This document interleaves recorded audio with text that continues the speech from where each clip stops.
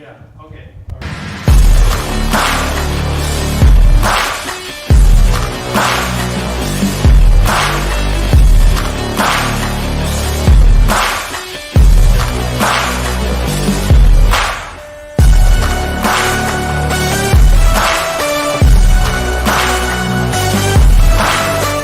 Hey, what's up, everybody? Welcome back to the 22nd Annual Garden State Film Festival. We're live at the Shared Universe Podcast Lounge at the Berkeley Hotel in the beautiful city of Asbury Park, New Jersey. My name is Ming Chen. CJ Cullen. I have another amazing filmmaker here. Tiffany, how are you? Could you please introduce yourself?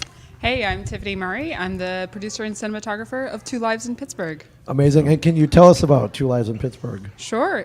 Two Lives in Pittsburgh is about a blue-collar guy raising a kid who comes out as transgender and their family and community's path to acceptance and understanding. Did you film in Pittsburgh? We did film in Pittsburgh. We spent a couple weeks there scouting and then 2 months filming. That's amazing. We were just talking prior to this. Pittsburgh, very cool town. Yes. It is. I've visited many times. It's got a lot of nuances. Somewhat weird in spaces. Somewhat weird. In the best way. Little gritty, and but definitely personality and heart there, and with the people. I mean, they have their own term. They're called yinzers there. Like, and no, you know that they're not. You know, you say the word yinzer, you know you're from Pittsburgh. How's dealing with all the film commission, everything there? Is it easy? Yeah, how is it? Is it easy to film there? It or was what? a wonderful experience. We met with the film commission and a couple other people in town our first time scouting, and immediately everyone was, offering services or people or hands, whatever they could do to help make the film, they were doing. And it was so... it was so welcoming that after our first scout, we were like, we have to shoot here. Okay. We were kind of on the fence of, do we try to shoot in Pittsburgh and make it a fully local job, or do we try to shoot interior somewhere else, maybe with easier commute? Yeah, like a set somewhere maybe, exactly. or And as soon as we stepped foot in Pittsburgh, it was clear that we have to film here. There's nothing like Pittsburgh. Did you get some the bridges in the absolutely. background? A lot of bridges. Yeah. You gotta get the bridges in. Yeah, with Pittsburgh being in the title and just having such a strong texture to it, it was important that it was just as much a character as any of the other characters in the film. Yeah, for sure. I know the writers in here. Do you know what inspired the script?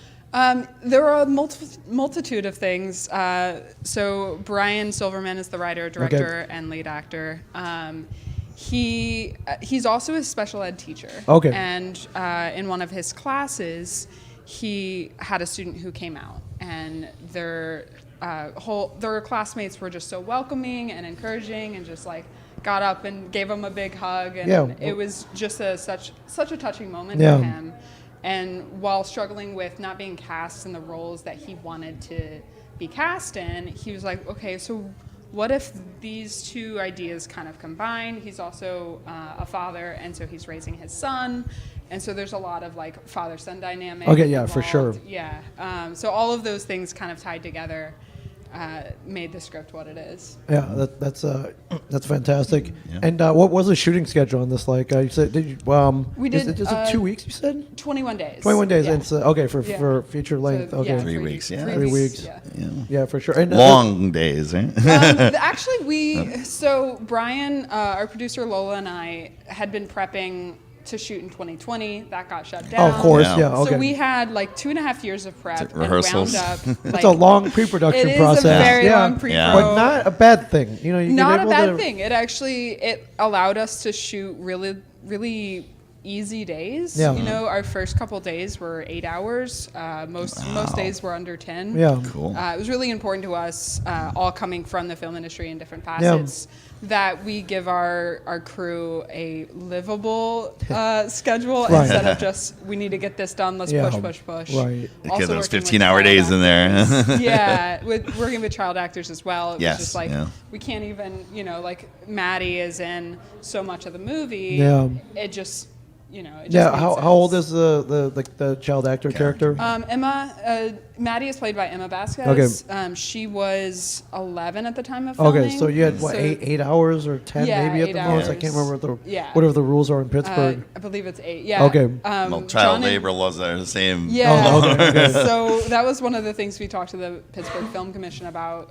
John and Kate Plus 8 was filmed there, and apparently there was some like crazy things that happened on that set, and they got really strict with child labor Right. laws. So we had to abide by those, but it ended up not being a problem. We had our schedule, and we were working together for 2.5 years to make sure we all had the same, Yes. you know, film language. So when Brian's on camera, Lola and I can be behind the scenes saying, okay, that's exactly what we wanted. That's Right. the Kramer versus Kramer scene. We got Oh, it. yeah, Let's okay, move on, okay. you know? So yeah, it really helped having that unspoken language Right. prior to filming. Yeah. Are you guys from Pennsylvania? So Brian grew up in Pennsylvania. Okay. He, Mount Lebanon kid. Yep, okay. And then Lola and I had never been prior to shooting. Okay, where are you guys from? Yeah, where you based at? So we, at the time, we were based in Los Angeles. I now live in South Jersey. So Oh, wow, okay, yeah, okay. so- I'm home now. Okay, Oh, great, yeah. Welcome back. Yeah, Welcome thank back. you. It's LA. How long were you in LA for? 5 years. Okay, Wow. it's a different planet, man. It is a different planet. I spent my year in there. You know, I paid my dues there. I'm like, okay, I'm good. Right, yeah. Good. I did the thing. Yep. I can check that off my list. Yeah. Do I need to go back? Yeah, that's what airplanes are for. I don't. Exactly. Yeah. I don't. Yeah, I don't need to get into that Yeah. again. Nor I probably won't ever. But I love traveling there. Yeah, I it's love, a good place to go visit. I love working there for small periods at a time, for sure. How did you find your young actress? Yeah. So we sent out a big casting notice backstage and everywhere you could possibly post, and it was really important to us that we cast a trans kid. The story is about a transgender child, and we wanted to make sure that we were staying true to that story and really giving that kid a voice. And so we found our Maddie, Emma, in the lineup of auditions, and she had never been on screen before. She's brand new to camera, but And only she 11. had, Yeah. Very young. and she had some, and at this time she was 8 because it was boy. prior to 2020. Right. Wow. So even younger, but had just like this energy on screen where it was so subtle, but you could tell there's a lot going on in her head. Right. And we all fell in love with just the way she kind of restrained those emotions and like acted with her eyes, really. So we just fell in love with her, and Brian worked with her for about a year with different acting techniques and running through the script. And since he's the director and lead actor, they were able to just form this bond Right. that then felt really natural on camera. Yeah, and I guess with that not break, but with the whole during the pandemic, I Right. guess he let a Zoom. Yeah, a lot of Zoom meetings. She's based in Portland. Oh wow! so, Okay, yeah. so you cast you Wow, you all cast over, huh? All over a the place. nationwide net. Yeah. How many actors did you audition? Do you remember ballpark? Oh gosh, I do not remember. Okay, a lot, I imagine. We sent out sides to I think like 20 or 30. Okay, yeah. I believe that's correct. Yeah. And then did Zoom callbacks with like 3 or 4 kids. So, yeah. Yeah, that's amazing. What was your biggest challenge shooting this in the 21 days? Besides budget and time and the usual. Yeah, it's interesting. I feel like so much went really well. Okay. Oh wow. Okay, that's rare. we not had super rare, but there's always kind of one thing's like, oh man, right. the roof collapsed that one Exactly. day, or the Something set on fire. yeah, or when they shot it on location at a house and they got there and started moving stuff around. The guy was like, "What are you doing?" Yeah. Like you put your house up on the Right. database. You don't want crap. And they worked with them. They ultimately Yeah. they were able to work it out. But they're like, "Why did you put your house up? You knew Right. what we were going to move stuff around. Yeah, whatever." Yeah. But yeah. We did have some location house Okay. difficulties. Yeah. Okay. We rented a house through Airbnb that most 8 of our crew were going to stay at, Yeah. and was going to be our main filming location. And a day and a half before production, we discovered a massive bed bug infestation. And okay. So we had a meet and greet the next afternoon, and we had to like get everything out of the house, bomb the house multiple times, find a new location, redo the shot list. Wow. And somehow we still managed to start filming on time. Wow. But that was not on the card, on the checklist. But prep went so well. Okay. We were like, okay, I think we're ready. Like, I think we're good. And then this like bomb dropped on us. Literally. We were like, yeah, okay, well, bomb. we should not have said, I think we're all good. Yeah. But other than that, like, we found so many great locations just by talking to the people in the community. They were like, oh, you need a house? Here, have this house. You need a care home? Here, have this church. It looks like a care home. You know, it was just such a incredible experience to work with such a welcoming community. Did you use any schools or anything? We did. So we used Temple Emmanuel, which is a oh my goodness, a Jewish temple and a school. So we used that for our classroom scenes, and then Sunny Hills, a Unitarian church across town, and we used that for our care home. They also have like a little Sunday school area that we transformed into a bedroom, care home room. So how long did you guys spend on post-production? It took about a year. Okay. We were kind of off and on. We ended up switching editors after a couple months.